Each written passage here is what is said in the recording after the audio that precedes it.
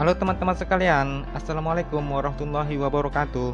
Jumpa lagi di channel Kelas Ilmu.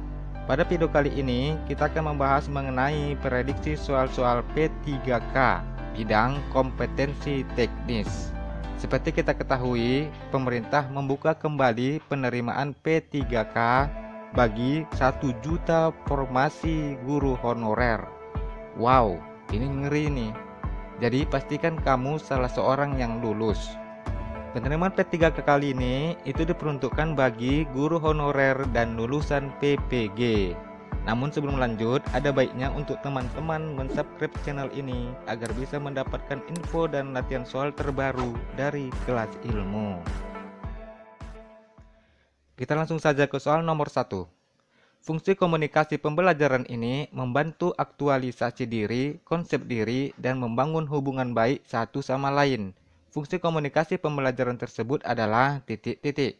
A. Terpadu, B. Ritual, C. Ekspresif, D. Sosial, atau E. Instrumental.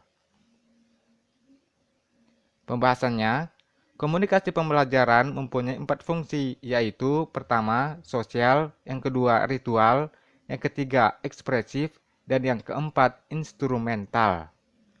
Dalam fungsi sosial, komunikasi pembelajaran berperan sebagai elemen yang berpengaruh dalam kehidupan dan lingkup sosial masyarakat.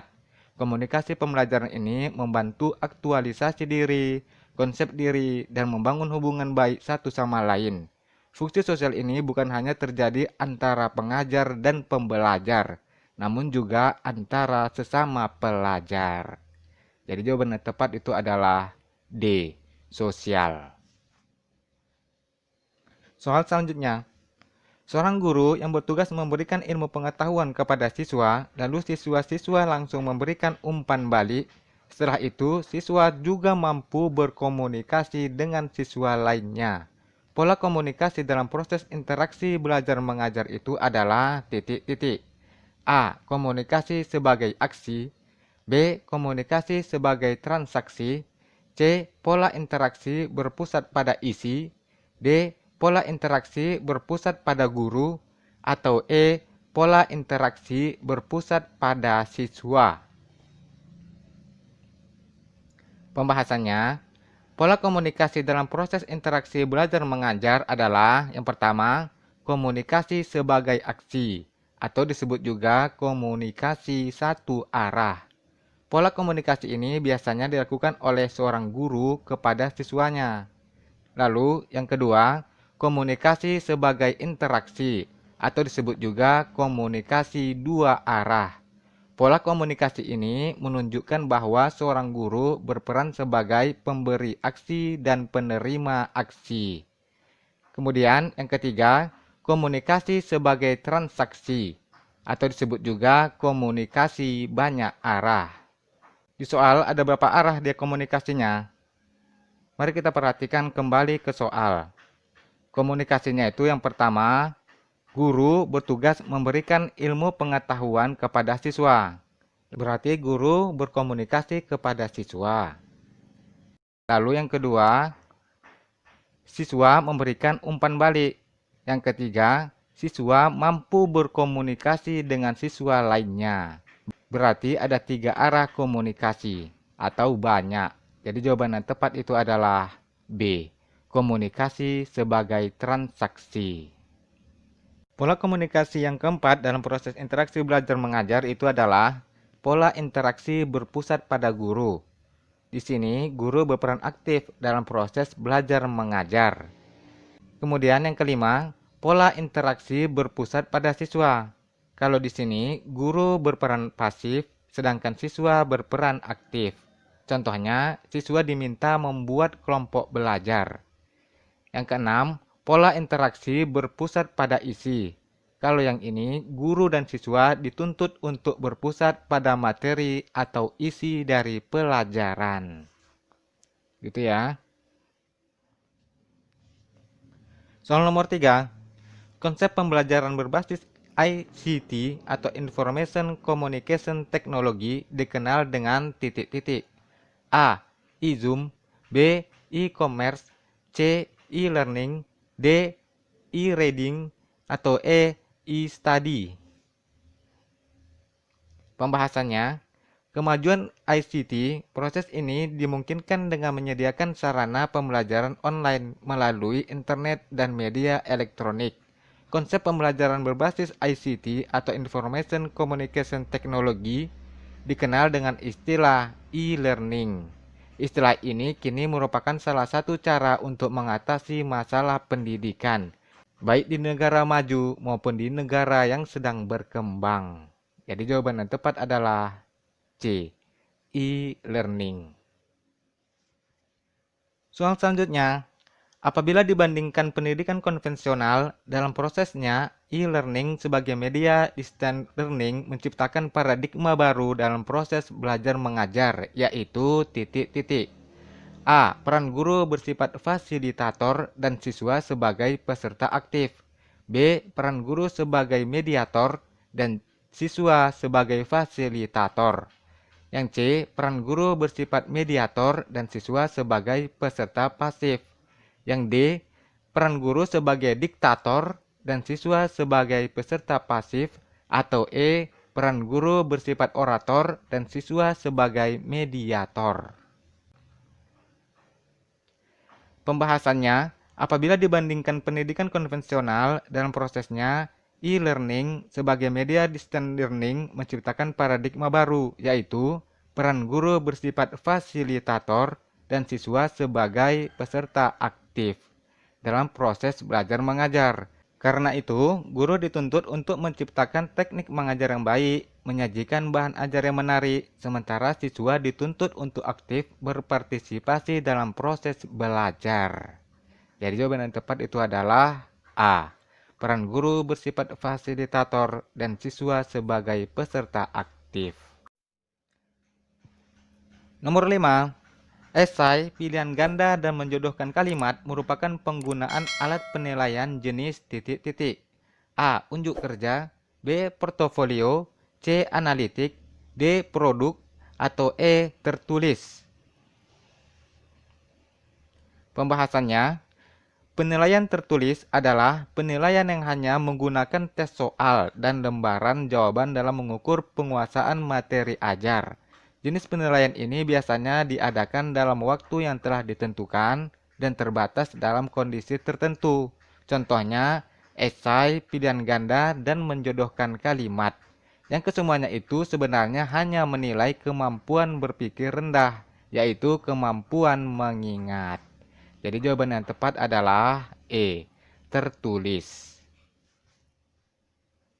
Soal selanjutnya, nomor 6.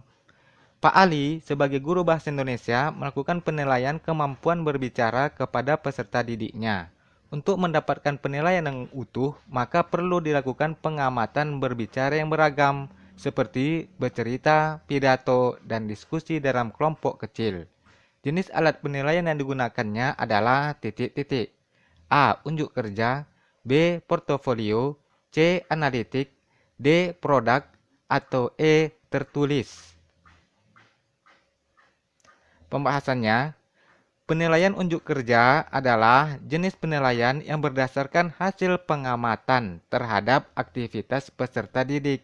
Penilaian dilakukan terhadap tingkah laku, unjuk kerja, ataupun interaksi antar siswa. Kalau kita kembali ke soal, apakah ada hasil yang mau diamatin? Ada. Mana kalimatnya? Ini. Untuk mendapatkan penilaian yang utuh, maka perlu dilakukan pengamatan berbicara yang beragam, seperti bercerita, pidato, dan diskusi dalam kelompok kecil. Jadi jawaban yang tepat di sini adalah A. Unjuk kerja. Nomor 7. Media yang menggunakan overhead projector atau OHV, opak proyektor slide merupakan media pembelajaran titik-titik. A. Audio. B. Visual. C. Visual diam. D. Visual gerak. Atau E. Audio visual. Kalau OHV itu media yang digunakan untuk memproyeksikan program-program transparansi pada sebuah layar. Sedangkan slide adalah media visual yang diproyeksikan melalui alat yang disebut proyektor slide. Sedangkan opak proyektor adalah media yang digunakan untuk memproyeksikan benda-benda atau bahan yang tidak tembus pandang, seperti buku, foto, dan model-model baik 2 dimensi ataupun 3 dimensi. Ketiga media ini, hasil gambar proyeksinya tidak bergerak atau diam. Maka media pembelajaran yang tepat itu adalah visual diam. Apa tuh media visual diam? Media visual diam adalah media visual yang diproyeksikan atau media yang memproyeksikan pesan di mana hasil proyeksinya tidak bergerak atau memiliki sedikit unsur gerakan. Jadi jawaban yang tepat di sini adalah C, visual diam. Nomor selanjutnya, dalam suatu pelajaran, guru menyuruh siswa ke perpustakaan untuk menonton tayangan terjadinya tsunami di Aceh. Guru tersebut dalam proses mengajar telah menggunakan media. Media yang digunakan adalah titik-titik. A. Audio, B. Visual, C. Cetak, D. Multimedia interaktif, atau E. Audio visual. Mari kita perhatikan satu persatu optionnya. Kalau audio itu media berbasis suara, sedangkan visual media berbasis gambar. Kalau yang cetak itu media berasal dari teks, gambar, dan ilustrasi pendukung lainnya. Sedangkan untuk multimedia interaktif itu media berbasis multimedia yang dilengkapi dengan alat pengontrol yang dapat dioperasikan pengguna. Contohnya, game, aplikasi berbasis Android, dan lain-lain. Sedangkan untuk audiovisual, itu merupakan media yang menayangkan gambar dan suara dalam waktu bersamaan. Media ini adalah media yang dapat didengar sekaligus dilihat. Contohnya, film, video, dan televisi. Pada soal, kita bisa melihat ada kata menonton tayangan terjadinya tsunami di Aceh.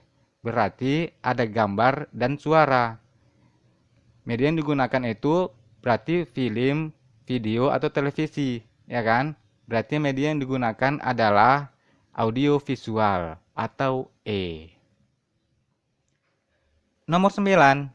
Umpan balik merupakan pemberian informasi yang diperoleh dari tes atau alat ukur lainnya kepada siswa untuk titik-titik. A. Kepentingan sekolah. B. Mengidentifikasi kesalahan. C. Memperbaiki kesalahan. D. Memperbaiki atau meningkatkan pencapaian hasil belajar. Atau E. Mengkonfirmasikan jawaban-jawaban benar yang diberikan siswa. Pembahasannya, umpan balik merupakan pemberian informasi yang diperoleh dari tes atau alat ukur lainnya kepada siswa untuk memperbaiki atau meningkatkan pencapaian hasil belajar. Jadi jawaban yang tepat itu adalah yang D, memperbaiki atau meningkatkan pencapaian hasil belajar. Kemudian, umpan balik mempermudah dan membantu belajar apabila dipenuhi syarat-syarat sebagai berikut. Yang pertama, mengidentifikasi kesalahan serta memperbaikinya atau menyuruh siswa memperbaiki sendiri. Yang kedua, mengkonfirmasikan jawaban-jawaban benar yang diberikan siswa dan menyampaikan kepadanya seberapa jauh dia mengerti materi belajar yang disajikan. Melalui umpan balik ini, seluruh pihak yang berkepentingan di sekolah dalam proses pembelajaran akan menjadi lebih efektif dan efisien. Gitu ya. Nomor 10. Penilaian kemampuan peserta didik dalam menggunakan berbagai teknik dalam menggambar merupakan alat penilaian jenis titik-titik. A. Tertulis, B. Produk, C. Menyeluruh, D. Unjuk kerja, atau E. Portofolio. Soal nomor 10 ini kita jadikan PR aja ya. Tulis pembahasan dan jawaban kalian di kolom komentar biar sama-sama belajar. Nanti insya Allah aku kasih jawabannya di deskripsi. Oke teman-teman, sekianlah dulu video pembahasan soal-soal P3K bidang kompetensi teknis pada kali ini.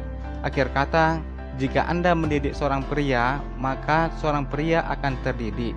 Tapi, jika Anda mendidik seorang wanita, sebuah generasi akan terdidik. Terima kasih sudah menyaksikan dan semoga bermanfaat. Nanti insya Allah kita akan berjumpa lagi pada video-video pembahasan lainnya. Assalamualaikum warahmatullahi wabarakatuh dan sampai jumpa. Bye.